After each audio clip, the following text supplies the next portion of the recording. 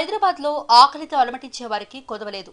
మహానగరమైనా సరే ఒక్క పూట అన్నం కోసం పడిగాపులు కాసేవారెందరో. ఇదంతా ఒకవైపైతే ఆహారాన్ని వృధా చేస్తున్నవారు, మిగిలిన ఆహారాన్ని డస్ట్బిన్స్లో పడేస్తున్నవారు అనేకం. ఒకరిది అతివృష్టి అయితే మరొకరిది అనావృష్టి. అలాంటి వారి కోసమే Apple home for orphanage kids అనే స్వచ్ఛంద సంస్థ జిహెచ్ఎంసీతో కలిసి ఓ వినూత్న కార్యక్రమానికి శ్రీకారం చుట్టింది. ఫుడ్ ద నీడ్ అంటూ ఓ గొప్ప ఆలోచనతో ముందుకొచ్చింది. ఇందులో భాగంగా ముందుగా మాదాపూర్లోని శిల్పారామం జంక్షన్ దగ్గరలో ఓ స్టాల్ను ఏర్పాటు చేశారు. జూబ్లీ చెక్పోస్ట్లోనూ ఈ మధ్య జిహెచ్ఎంసీ అధికారులతో కలిసి ప్రారంభించారు. మిగిలిన ఆహార పదార్థాలను పడేయకుండా ఈ స్టాల్స్లో ఏర్పాటు చేసిన రిఫ్రిజిరేటర్లో పెట్టాలని, అవసరమైన వాళ్లు ఆహారం లేక విలువలాడుతున్న వారు వీటిని తీసుకోవచ్చని స్వచ్ఛంద సంస్థ నిర్వాహకురాలు చెబుతున్నారు. ఒకసారి ఇందులో పెట్టిన ఆహారాన్ని ఒక రోజు కంటే ఎక్కువ రోజులు నిల్వ ఉంచడం లేదు.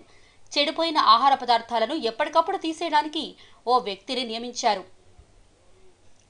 త్వరలోనే సిటీలో 100 ప్రాంతాలలో ఈ తరహా స్టాళ్లను ఏర్పాటు చేయడమే లక్ష్యంగా పనిచేస్తున్నారు.